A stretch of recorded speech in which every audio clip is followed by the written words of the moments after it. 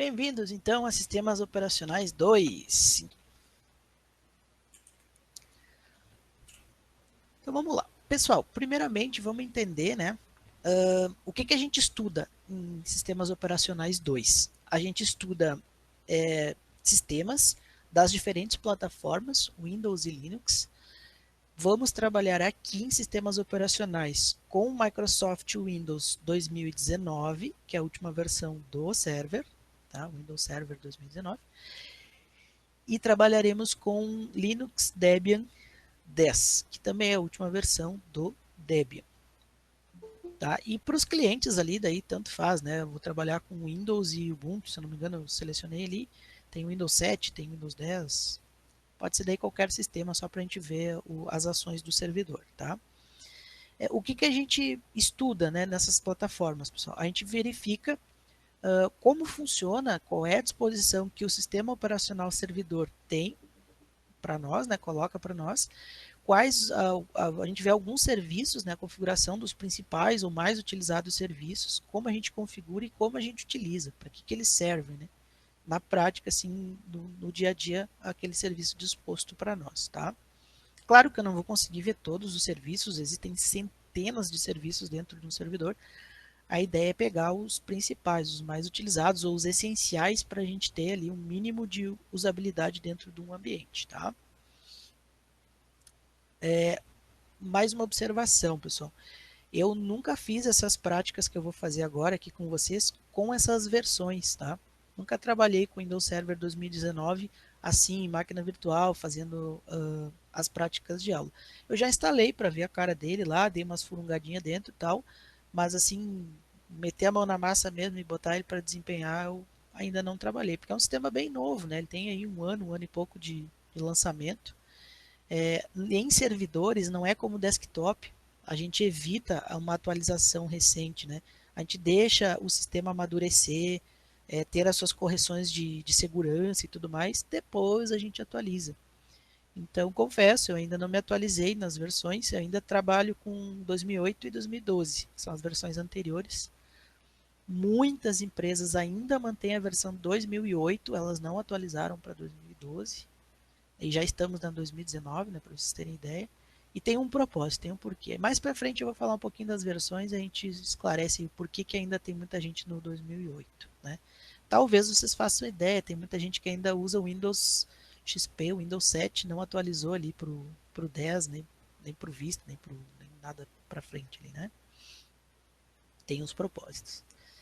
E são os mesmos para servidores, tá? Que mais? Aí mesmo o Debian também, tá? O Debian 10 eu ainda não usei ele para server. Na verdade, pessoal, é um gosto pessoal meu, né? Eu não tenho assim muita afinidade com o sistema Debian, não gosto muito do Debian. Já trabalhei bastante com ele, se tiver que usar, uso. Mas se eu tiver que escolher, eu prefiro outras distribuições de Linux, tá? Tenho trabalhado, a minha preferência sempre é para qualquer distribuição que tenha fontes de pacote RPM. Geralmente elas são derivadas de Red Hat ou de Slackware, né? Slackware, Fedora, essas coisas assim. Atualmente eu tenho usado bastante o CentOS. CentOS é uma distribuição derivada de Red Hat, no qual tem algumas adaptações para servidor, né? E algumas facilidades assim, para o administrador do servidor, tá? Todas elas sem... só um minutinho, deixa eu aumentar o volume. Todas elas sem interface gráfica, tá, pessoal? É que eu troquei meu microfone aqui, pessoal. Meu outro microfone tá com problemas. E esse aqui é um pouquinho mais baixo, tá? Então tá aí. Mas isso tudo que eu tô falando, as distribuições, versões, etc, pessoal, a gente vai ver um pouquinho mais à frente aqui, tá? A gente vai falar um pouquinho sobre Linux também, sobre as versões e tudo mais. Vamos lá então. Quanto ao conceito dos sistemas operacionais, também chamados de SOS, né? Sistema Operacional Servidor. Eles têm a função de atender às requisições vindas das estações, sejam estas remotas ou locais, administrando várias tarefas de diferentes tipos ao mesmo tempo. O que são as estações, pessoal? São os equipamentos no qual os clientes utilizam, a gente usa a nomenclatura de cliente. Tudo aquilo que não é um servidor é um cliente. E os clientes utilizam as estações para trabalhar. Tá? São os computadores, impressoras e qualquer outro equipamento que solicite alguma coisa para o servidor. A gente chama de estação. Tá? O cliente é o agente, daí é a pessoa, né, o usuário lá que faz o consumo desses serviços através das estações. Um servidor presta serviços diversos à rede, a qual está conectado. Então, o servidor ele serve, por isso ele tem esse nome de servidor. O que ele serve? Serviços. Quais são os serviços? Né? Os tipos de serviço, quais são os tipos de ações que ele serve? Banco de dados, proxy de internet, armazenamento de arquivos, firewall, e-mail, impressão, jogos, armazenamento, backup, etc, etc, etc. Como eu disse, a gente tem centenas de tipos de serviço que um servidor pode oferecer, tá? E a gente vai ver aqui alguns deles. Como a gente instala e configura um servidor e como a gente instala e configura esses serviços dentro de um servidor. Nos sistemas operacionais servidores, a interação com o ser humano através da interface gráfica não é obrigatória, poupando recursos computacionais para uso na prestação do serviço. Ou seja, os sistemas de servidor não necessitam obrigatoriamente da interface gráfica, diferente de um sistema de desktop, de um workstation, né, de um sistema para trabalho. Né? Se não tiver interface gráfica, a gente vai estar dificultando muito a vida, né, as rotinas, o dia a dia dos usuários. Então, a interface gráfica ela tem essa facilidade. Já para o servidor, ele vai ficar lá quietinho, parado, depois de ter sido feita a sua configuração, e muito dificilmente vai precisar se mexer diretamente nele, né? Então, ele não precisa de uma interface. A interface, ela consome recursos de hardware, né? Processador, memória, armazenamento, muitas vezes até hardware de vídeo específico para a gente poder ter um ambiente gráfico e poder fazer as configurações. Mas se eu não tenho um ambiente gráfico, como é que eu vou configurar o meu sistema, né, os meus serviços? Por linha de comando, né, utilizando comandos de configuração, tá? Pô, mas aí fica muito mais difícil, aí dá muito trabalho. Graças a Deus, garante nosso emprego, né? Quem domina tá garantido. Na verdade não, tá, pessoal? Assim, ó, 80% das configurações que a gente faz, das instalações, são iguais desde os primórdios. Então, de tanto a gente repetir, acaba se tornando automático já o processo, né? No começo, assim, uma primeira informação parece uma coisa muito complexa, mas na verdade não é, tá? É muito repetido, isso sim. E trabalhoso um pouco, né? Porque tem que ficar digitando, tem que ficar lembrando os comandos, tem que estudar lá, saber para que serve cada comando, mas depois que tu sabe, os comandos são os mesmos, eles não se atualizam tanto assim conforme mudam as versões, tá? Os desenvolvedores dos sistemas operacionais servidores devem construir aplicativos que suportem um grande número de clientes conectados a eles. Então, eles já fazem o sistema e os aplicativos preocupados com que muitas pessoas estejam utilizando ao mesmo tempo.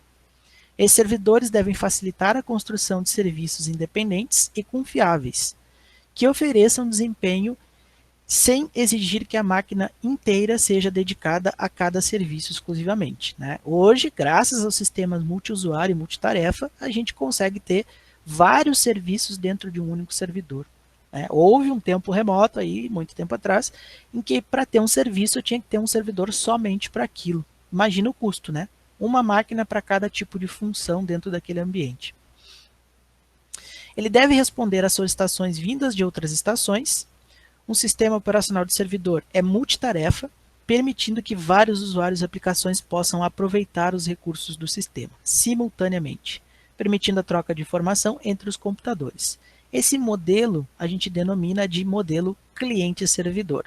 Ou seja, sempre que eu tiver esse nível hierárquico nessa solicitação, alguém precisa que aquele local libere ou permita ou dê acesso, é cliente-servidor, tá? Então vai ter a centralização dos recursos.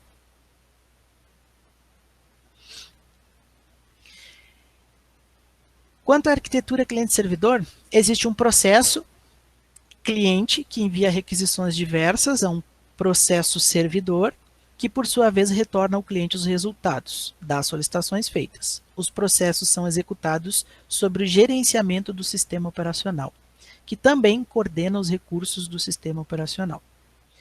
Os processos clientes e servidores podem residir na mesma máquina, ou não, sob o comando de um único sistema operacional ou de sistemas operacionais distintos. A metodologia cliente-servidor foi desenvolvida com o objetivo de possibilitar que vários tipos de aplicações se comuniquem entre si, sem que a execução de um processo interfira na de outro. Então, eu posso ter os serviços distribuídos, né? Eu posso ter 2, 3, 5 servidores no mesmo ambiente e colocar os serviços distribuídos entre eles, um pouco em cada um, ou um em cada um, né? Assim como eu posso ter um único servidor e colocar todos os serviços nesse único servidor. Tá? Pessoal, é um tanto lógico, né? Se eu colocar vários serviços num único servidor, num único hardware, é claro que esse hardware tem que ser um pouco mais potente para ter capacidade de fazer todas essas tarefas. Se eu for distribuir essas tarefas entre vários servidores, eles não precisam ter um hardware tão potente assim. Tá? É óbvio, né? É a mesma coisa que tu abrir vários aplicativos no computador ou dividir entre dois computadores esses aplicativos. Essa arquitetura se tornou muito popular por várias razões. Facilidade de implementação, devido à clara separação das funcionalidades do cliente e do servidor.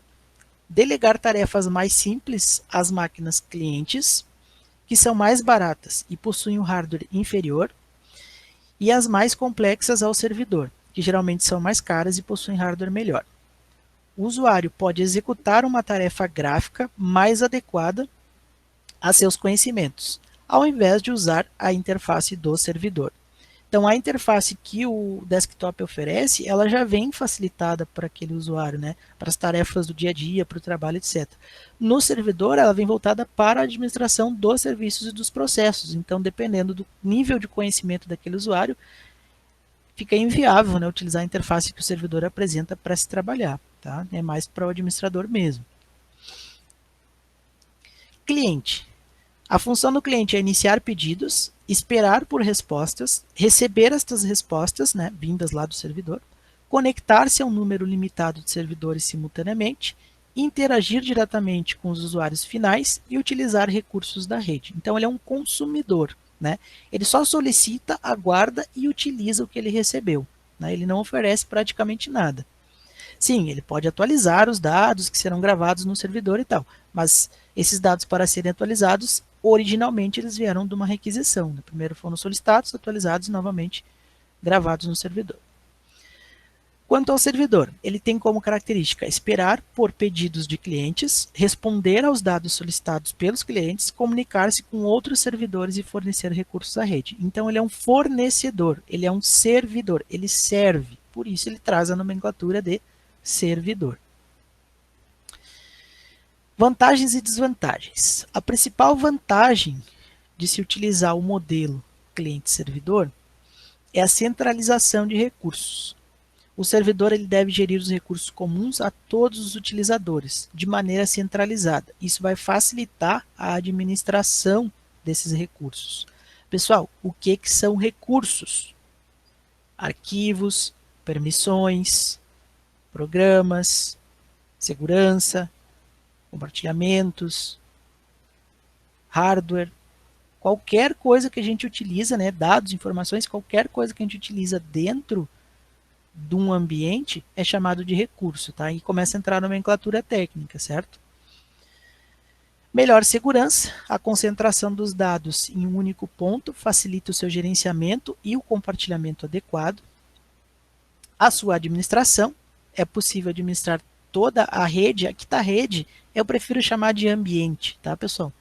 Porque a rede em si ela pode ser administrada por outros equipamentos também, não somente por um servidor. Eu posso ter um roteador que administra a rede, eu posso ter um faro em hardware lá que administra essa rede e não necessariamente um servidor. Então, eu prefiro chamar de ambiente, tá? Que é aquilo tudo que os usuários precisam dentro da rede para funcionar. A escalabilidade e o paralelismo. É possível acrescentar ou remover clientes de forma simples e sem interromper o funcionamento do ambiente. Então, eu posso remover um cliente, colocar um novo, adicionar mais, trocar, atualizar e o que eu quiser, sem comprometer toda a utilização, todo o restante daquele ambiente. Tá? Desvantagens desse modelo de cliente-servidor. O custo, né, os custos podem ser elevados dependendo do serviço. Geralmente, né, independente do serviço, o custo eleva um pouco, sim, pode até elevar demais. Tá? Por que eleva o custo, né, pessoal? Vocês vão ver que todos os outros itens das desvantagens eles estão praticamente ligados à questão do custo. Ó. Confiabilidade. O servidor é o único responsável por manter a rede em funcionamento. Caso ocorra problemas no servidor, os serviços deixam de ser prestados. Então, como está tudo centralizado ali, ele não é tão confiável. Porque o que significa confiança aqui? Não é a fidelidade da informação, né, se ela está correta ou não. É confiar no termo de disponibilidade, né? Será que ele vai instalar quando eu precisar? Se der um problema no HD, queimar a fonte, sei lá, acontecer, for infectado por um vírus, o servidor, todo o ambiente vai ficar comprometido, tá? Então, nesse ponto é uma desvantagem. Ah, mas tem como suprir isso, né? Tem como contornar esta situação? Tem, a gente pode trabalhar aqui com uma redundância, por exemplo. Eu posso ter um outro servidor igual a este, caso ocorra um problema com esse, aqui ele entra no lugar desse, né? Como um step. Bom, mas outro servidor daí é outro hardware, outro sistema, tudo configurado de novo e tal, duplicado, tipo uma cópia dele, um espelhamento dele. Sim, é exatamente isso. E isso vai gerar o quê? Custo. Né? Fazer uma cópia, 2 servidores para utilizar um só, custo. Manutenção. As diversas partes envolvidas nem sempre funcionam bem juntas. Ou seja, colocar várias plataformas, né, Windows, Linux, várias versões do Windows e do Linux trabalhando no mesmo ambiente, isso vai gerar problemas de incompatibilidade ou problemas de atualização, etc. Demanda mais mão de obra, demanda mais trabalho para manter isso sempre no funcionamento pleno. Mais tempo gasto, custo. Gerenciamento. O gerenciamento de ambiente é mais complexo. Numa rede de médio a grande porte, pessoal, e nesse caso, uma rede de médio porte é a partir de mais ou menos 40 computadores, 40 clientes, né? Já é médio porte. Dificilmente ela vai ser gerenciada por um único profissional. Geralmente é uma equipe que trabalha aqui. E aí, de novo, custo, pagar mais gente para trabalhar com o conhecimento adequado para isso, né? Os administradores, os assistentes de rede que fazem esse trabalho, tá? Então o gerenciamento sim, ele é um pouco mais complexo. Dificilmente ele vai ser desempenhado por uma pessoa só. Se for uma rede de pequeno porte, até 40 computadores, dependendo da complexidade do trabalho, né, do nível de informação ou de usabilidade que as pessoas fazem daquele ambiente, também não poderá ser feito por uma única pessoa, também vai ter que depender de uma equipe para isso, tá? Pode ser até uma dupla, 2 pessoas, mas uma pessoa só não consegue. Ou se conseguir dar muito trabalho, né, aí é a mesma coisa que pagar para 2 pessoas. Quanto à evolução, antes de eu entrar na evolução, pessoal, né? Aqui eu estou falando muito desse modelo cliente-servidor, né? Onde tem a presença do servidor e dos clientes solicitando coisas para ele. Se não for modelo cliente-servidor, qual modelo será? Existe outro modelo que não seja cliente-servidor para a gente trabalhar no ambiente? Sim, existe. Esse que a gente trabalha em casa, né? Em casa aí tu tem um computador com provavelmente o Windows instalado, ou se não for Windows, seja Linux, também encaixa no mesmo sistema, né, de modelo. Um celular, talvez um notebook também, ou às vezes 2 computadores até, ou 2 notebooks que seja. Mas nenhum deles é um servidor, né, pessoal? Pode até fazer algumas funções de servidor, oferecer alguns serviços, algumas funções, mas não é um servidor. Porque não tem um propósito de tu ter um servidor em casa para tu controlar 2, 3, 4 equipamentos, tá? Não. Então, qual é o modelo? É o modelo ponto a ponto. E aí existe uma confusão bem grande, tá, pessoal? Modelo ponto a ponto, geralmente os alunos confundem com um equipamento ligado diretamente a outro. E aí tu imagina lá o cabo de rede ligado num e a outra ponta do cabo ligado no outro, né? Não necessariamente, tá, pessoal? Também é um conceito de ponto a ponto, mas é um conceito muito limitado.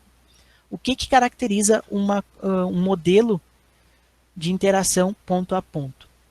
É todo um modelo que não tem a hierarquia e não tem a centralização. Tá? O que significa o ponto a ponto? É não ter centralização. Eu não estou concentrando os serviços todos num equipamento só e gerenciando a partir dele. certo? Que é a função de um servidor. Tá? Então, quando tem a concentração ou centralização e é administrado a partir dele, aí é cliente-servidor. Independente do sistema operacional que tu está usando lá. É um modelo de interação. Tá? Vamos lá, então, para a evolução. Nos primeiros computadores não existiam sistemas operacionais. Eles eram programados através de chaves e relés mecânicos diretamente pelo homem. Na década de 50, surgiram os primeiros sistemas operacionais, capazes apenas de gerenciar o hardware local, pois as redes ainda não existiam, e também de executar apenas um aplicativo por vez. Então, ali na década de 50, os primeiros softwares, né, os primeiros programas para computador, nem sei se dá para ser chamado de sistema, né? Porque um sistema já é algo mais complexo, onde envolve várias funcionalidades, eles eram bem limitados nesse ponto. Eles eram monousuários, só podia usar um usuário de cada vez, e monotarefa, só podia fazer uma tarefa de cada vez. Ainda alguns modelos de software, tu tinha que reiniciar o computador para poder fazer uma nova tarefa, uma tarefa diferente da que tu estavas fazendo, um novo programa, né? Toda vez que queria rodar um programa, tu tinha que desligar o computador e ligar ele de novo. E aí carregar o programa e usar ele. Era bem rudimentar. Já nos anos 60, começam a aparecer os sistemas multitarefa. Ainda monousuário, só um usuário por vez, mas fazendo várias tarefas, usando vários programas, né? Em seguida, com o surgimento das redes de computadores e o serviço de computação comercial, percebe-se a necessidade de oferecer serviços à distância. E aí, pensa-se também no conceito multiusuário, né? Então, vários usuários fazendo várias tarefas ao mesmo tempo. Com o avanço dos serviços de computação comercial, surgem os sistemas operacionais servidores. Tratando-se da Microsoft, a gente observa a seguinte evolução. Em 93 foi lançado o Windows NT. NT é da sigla New Technology. Um monte de gente chama isso aqui errado, diz que era o Windows NT de Windows Network, né, por ser um servidor, por controlar as funções dentro da rede. Não, tá errado. O NT significa New Technology, ou nova tecnologia, tá? Por que a Microsoft deu este nome para esse sistema? Pessoal, porque nesta época, né, ali a partir de 90 mais ou menos, a Microsoft começou a investir num novo sistema de arquivos, uma nova tecnologia capaz de administrar como os dados eram gravados no HD. Uma nova maneira de tu formatar o teu disco de armazenamento. Onde até então se utilizava o FAT, FAT16, FAT32, que é um sistema de arquivos bem mais antigo, bem mais rudimentar. Só assim num comparativo para dar uma relembrada, aí, talvez você já tenha ouvido falar sobre isso. Por exemplo, no FAT16 lá, tu só podia criar nomes para as pastas, para os arquivos, com até 8 caracteres. Então, o nome de um arquivo só podia ter 8 letras. O nome de uma pasta só ter 8 letras. Se os nomes fossem iguais ou começassem com a mesma palavra, era colocado no final da palavra pelo sistema um tio e um número. Número 1, número 2, número 3. Significava que tu tinha mais de um arquivo com aquele mesmo início, com aquela mesma palavra do início ali. Isso foi substituído por 256 caracteres, graças ao NTFS, que é esse novo sistema de arquivos que acabou originando o nome aí do sistema Windows NT. Tá? Então, o que é o NTFS? O que é um sistema de arquivos? Ó, deixa eu pegar um exemplo aqui, bem lúdico para a gente compreender. Ó, imaginem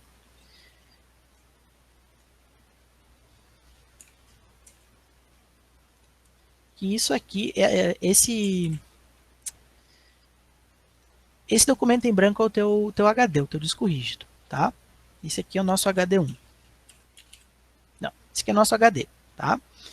Para eu poder gravar dados no meu HD, eu tenho que formatar ele. O que é formatar um HD? É pegar um espaço em branco e delimitar espaços onde tu possa guardar informações. Tá? Imagina lá um terreno vazio, limpo, e tu vai fazer um loteamento desse terreno. Precisa cercar primeiro em volta e depois fazer as divisões internas. Isso vai gerar uma tabela, né? Onde tu vai te organizar aqui por linhas e colunas. Quem criou um HD pensou na forma de tabela. E a partir daqui tu consegue guardar os teus dados aqui dentro. Eu venho aqui, guardo uma informação, aqui outra, outra, outra, e assim por diante. Cada quadradinho desse hoje é chamado de cluster. Né? Então vamos supor que eu vou fazer um cadastro aqui de uma pessoa. Nome, endereço, telefone, RG, CPF. Outra pessoa. Nome, endereço, telefone, RG, CPF. E assim por diante. Tá? Outra vantagem que o HD tem. Não precisa ser na ordem. Não precisa botar assim nome, endereço, telefone.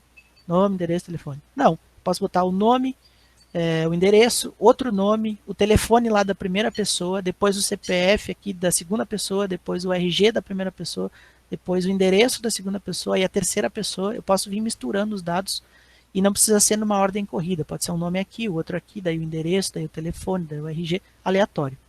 Pode ser dessa forma, tá? Por quê? Porque é mais rápido, pessoal. É mais rápido lidar da forma aleatória, tá? Que é um exemplo prático do dia a dia, ó. Tu chega em casa da escola com a tua mochila. Ao invés de ir lá no armário, abrir a porta do armário e guardar a mochila no ganchinho direitinho dentro do armário e fechar a porta do armário, tu entra no quarto e atira a mochila em qualquer lugar. É muito mais rápido tu atirar ela num canto. Depois, quando tu precisa dela, tu entra no quarto, cadê a mochila? Tá aqui, pega a mochila e sai. Tá? Então, um exemplo. Aleatório é só atirar lá dentro, é mais fácil de tu jogar as coisas lá dentro. Ah, mas é mais fácil eu abrir a porta sabendo onde está a mochila do que eu atirar ela lá e depois ter que ficar procurando onde eu larguei, não é verdade? Sim. Então, ó, para gravar é mais rápido aleatório, para ler é um pouco mais lento, né, do que se estivesse na ordem. Bom, aí é que está a mágica do sistema de arquivos. Ó. Imaginem que nessa primeira entrada aqui de gravação, eu vou fazer o seguinte. Eu vou dividir ela em várias células menores. Pronto. Aí o que, que eu fiz? Toda essa bagunça que fica jogada aqui dentro, aqui é tudo espalhado, aqui dentro dessa tabelinha menor, eu vou botar os endereços. O endereço da primeira informação, o endereço da segunda informação, o endereço da terceira informação, como se fosse um guia, como se fosse o sumário de um livro, né? Eu vou lá no sumário, vejo o assunto, vou direto na página, ao invés de ficar folhando e procurando. Isso é um sistema de arquivos. E olha só, quanto maior for essa tabela aqui dos endereços, mais endereços eu posso ter e mais informações sobre esses arquivos eu posso guardar. E foi isso que o NTFS fez diante do FAT16, FAT32. Ó, ele veio aqui, ó, e criou mais tabelinha de referência. Bem mais, muitas mais. Tá? Imagina que fosse toda essa linha aqui dessas tabelinhas. Aí esses endereços aqui vão aumentar, né? Eu vou ter mais endereços também. E eu vou poder não guardar mais informação, mas ter mais dados sobre essas informações, né, que eu estou gravando aqui dentro. Aonde eu posso começar então? Qual arquivo, a data do arquivo, o tamanho do arquivo, de quem é o proprietário do arquivo, que permissões ele tem sobre o arquivo, qual é o próximo arquivo, etc, etc, etc. Né? Posso gravar várias informações relacionadas àquelas dados que estão ali dentro do teu HD. Tá? Isso é o NTFS. E graças a esse monte de informação, é que um servidor consegue administrar os dados de um ambiente. Ele consegue saber quem é um usuário, quais são os arquivos criados por aquele usuário, onde esses arquivos estão, se outros usuários podem utilizar e o que, que eles podem utilizar desses arquivos, por exemplo. Tá? E assim se expande para os outros serviços também, que estou dando exemplo só de arquivos, né, pessoal? Tá? Então tá aí. O NTFS trouxe essa vantagem. Isso aqui também explica uma dúvida que o pessoal tem bastante assim, ó. Eu comprei um HD de 500 gigabytes, tá? Daí eu botei no meu computador e formatei. Depois de formatar, eu vi que o espaço disponível é de 460 gigabytes, não é de 500. Aonde foi parar a diferença? Tá aqui, ó. A diferença é toda essa estrutura, a divisão, as tabelas, o espaço de controle de armazenamento sobre o que vai ser gravado dentro daquele HD. Né? Imagina o exemplo do terreno lá, comprou um terreno de tal metragem, quando tu começa a botar cerca, muro e fazer as divisões, tu começa a perder a área útil do terreno, porque a cerca está em cima de uma área do terreno, né? Aquele espaço da cerca tu vai perdendo, né? Então, é isso. O HD, ele perde espaço na sua formatação graças ao sistema de arquivos. Bom, mas aí é sacanagem, né? Então, não devia dizer que é de 500 gigabytes. Não, o tamanho da folha é um, né? Mas se tu for ver a área de impressão aqui é outro. porque tem que ter uma organização para que não vaze, né, a informação, não fique legível, não corte. O HD é a mesma coisa, né, ele vai preparar um espaço útil de gravação, tá?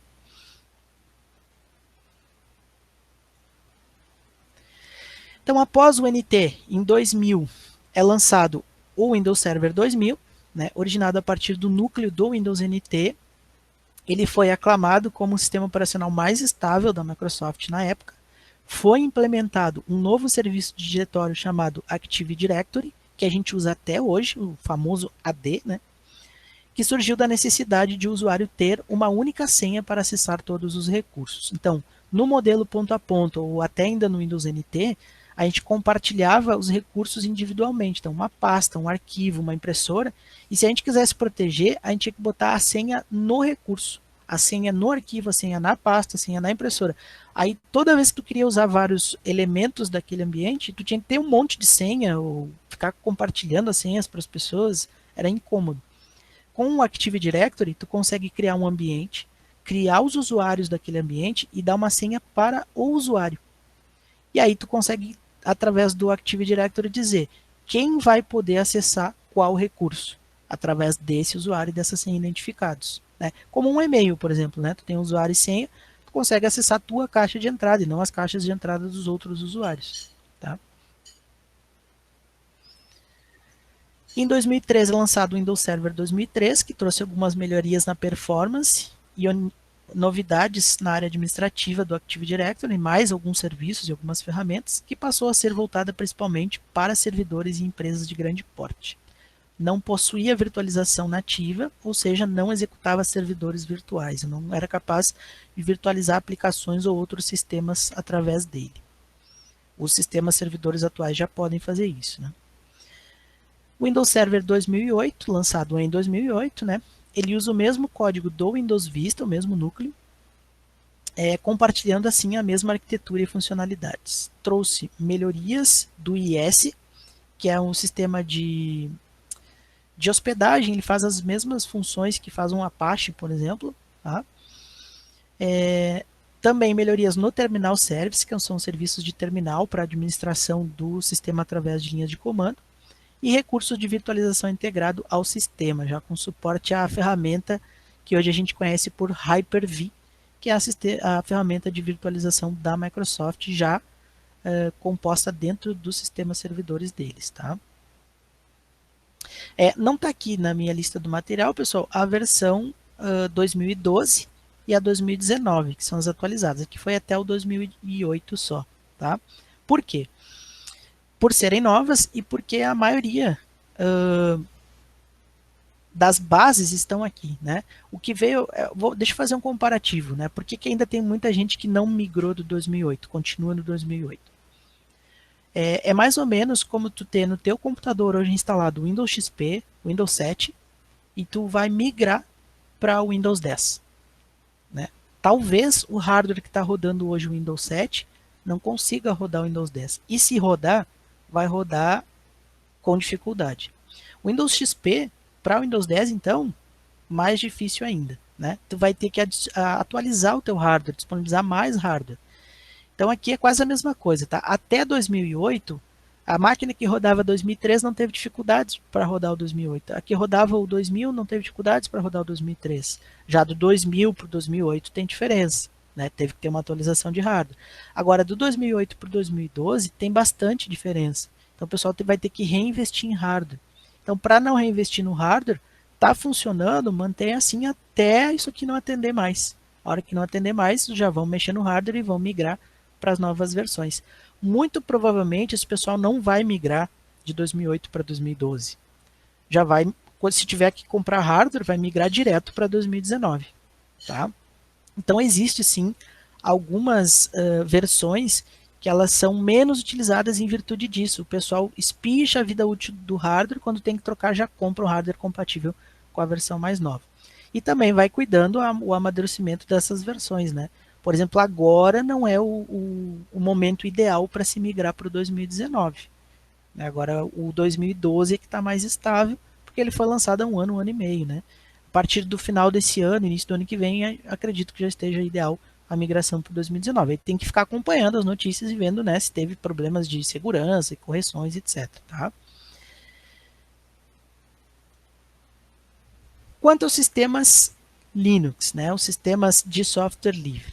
Então, implementado em 69 pela AT&T, o Unix ele foi quem deu início, né, à criação desse sistema. Ele inicialmente foi escrito em Assembly e foi atualizado em 73 para a linguagem C.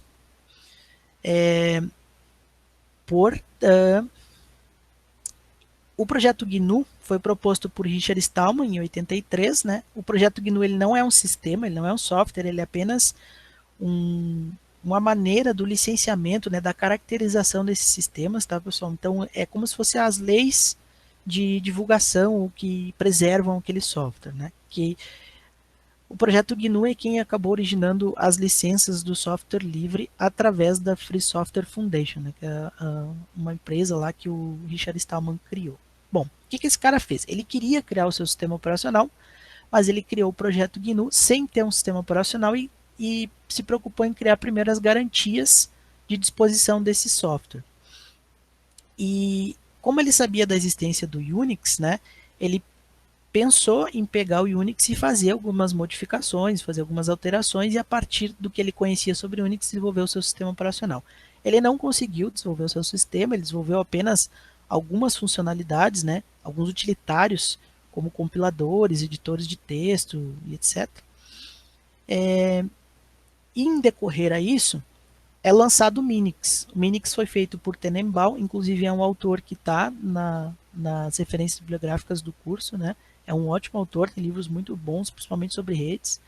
Ele criou o Minix baseado no Unix, então ele fez o que o Stallman queria fazer e declarou o Minix como um software livre, dentro das licenças que o GNU oferece, né? Com a Free Software Foundation. Porém, o Minix ele era um sistema muito limitado, ele não tinha muitas funcionalidades, ele era basicamente para interconectar computadores numa sala, num laboratório, né? E aí, diante de todo esse início aí, bem rudimentar, um carinha chamado Linus Torvalds, lá em 91, pegou os códigos desse Minix e começou a analisar. E começou a reescrever o kernel no sistema operacional a partir dali, né? Na junção do kernel que o Linus Torvalds fez com as funcionalidades que o Stallman tinha feito, isso tudo baseado em Unix e Minix, nasceu o sistema chamado Linux. Tá? Claro que ainda muito rudimentar, precisando de muitas atualizações pelas comunidades. Né? Então, como era um software livre e ele obedecia às 4 leis, né, das licenças do GNU, que são poder copiar, poder distribuir, oferecer o código-fonte e manter a propriedade dos criadores iniciais, né? Mesmo que tu faça alterações, foi possível, então, fazer melhorias em cima desse sistema e aí acabar virando o que é os sistemas Linux hoje, tá? Deixa eu só mostrar para vocês, tem um fato bem curioso aqui na Wikipedia. Linux. Deixa eu ver se eu vou achar agora o que eu queria aqui. Aqui não, não é esse aqui.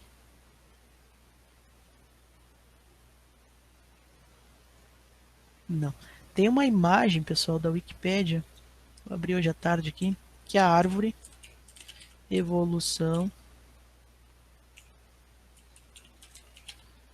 Distros Linux. Tem várias, mas a do Wikipedia é melhor, tá? Essa aqui, ó. Olha só o tamanho disso aqui, pessoal. Ó. O legal dessa imagem é assim, ó.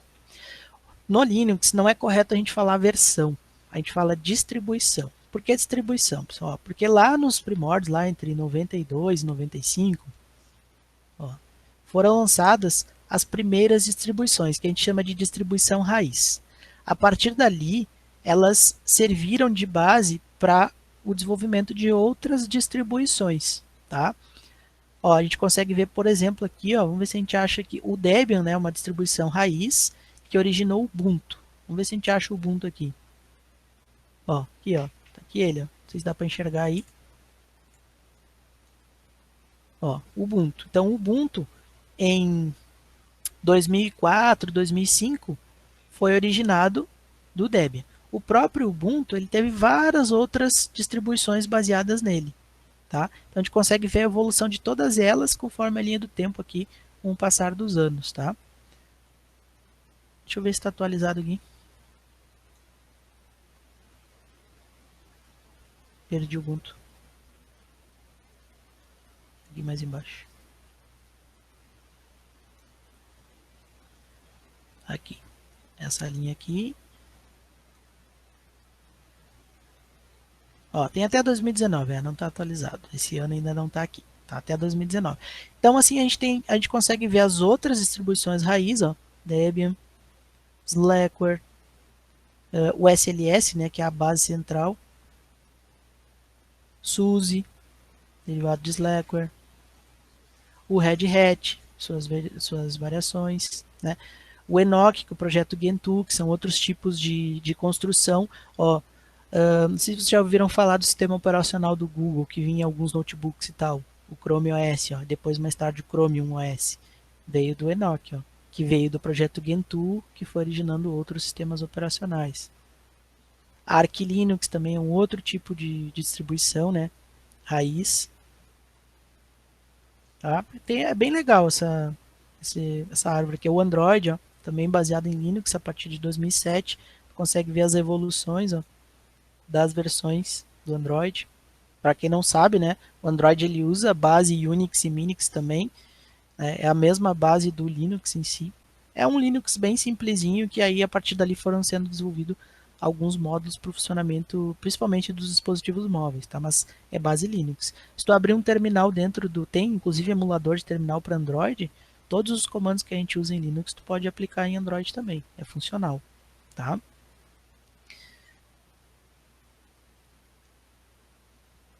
Então tá aí. Então as versões, pessoal, não é correto, tá? A gente falar do Linux, é distribuição.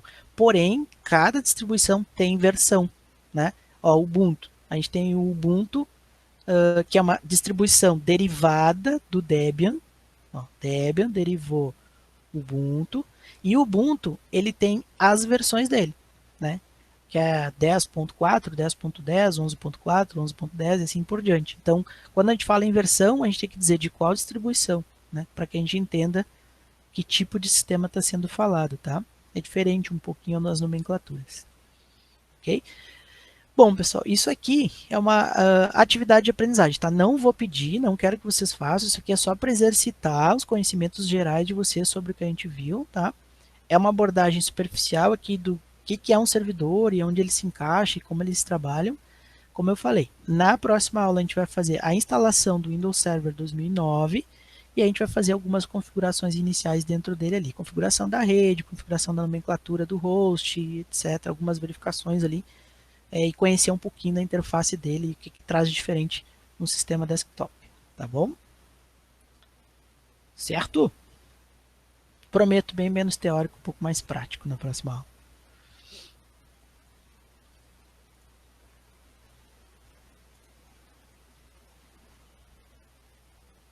A pergunta do Adriel ali, né? Tem como a gente modificar alguma coisa do servidor sendo um cliente, ou fazendo uso através de um cliente, né? Depende ou modificar, assim, né, André? A ideia principal do Active Directory, vamos falar do Active Directory, que é a ferramenta que gerencia o ambiente onde está inserido esse servidor, esse cliente, tá? Tu só vai conseguir modificar o que foi dado permissão para tu modificar, tá? Não tem como burlar, certo? Ah, tem como forçando o sistema e etc, e hackear e acontece, tá, até dá para fazer algumas coisas, mas elas têm grande chance de prejudicar o funcionamento do servidor ou do próprio cliente, né? Não é para isso que a ferramenta foi feita. E o papel, o trabalho, a função do administrador de rede é evitar que isso aconteça, tá? Sem contar que ele é feito para o ambiente corporativo, né? Onde o funcionário fica tentando burlar o funcionamento da ferramenta contra ele mesmo, né? Mas não, cara, a ferramenta ela é feita para fechar mesmo e deixar privilégio mínimo ali para o usuário. Ou seja, o privilégio mínimo não é que ele não possa fazer nada, É que ele possa fazer somente o que ele precisa fazer, nada além disso. Tá? E aí depende do administrador. Se ele quiser dar acesso de administrador para todo mundo vai conseguir modificar o que quiser dentro da rede, mas aí ele não se gosta, né? Ele vai ter que trabalhar mais para ficar consertando depois os problemas gerados pelos usuários, né? Tá? Mas não tem permissão ali de a gente usar o usuário para poder. Não precisa responder aqui no final do PDF, tá? Não precisa. Isso aqui é só para os conhecimentos gerais sobre o conteúdo. A atividade de hoje é a do Saga aqui, ó. Essa aqui, ó. Aula 1, exercício introdução. É só um associar as colunas ali. Sobre um dos itens que está dentro do PDF, tá? Que é as vantagens e desvantagens sobre o sistema de modelo de cliente-servidor. Uhum. Aquela ali é opcional, tá? É livre para quem quiser fazer. Tem alguns conhecimentos um pouquinho mais sobre Linux ali e tal. Então tá. Boa noite para vocês. Até amanhã.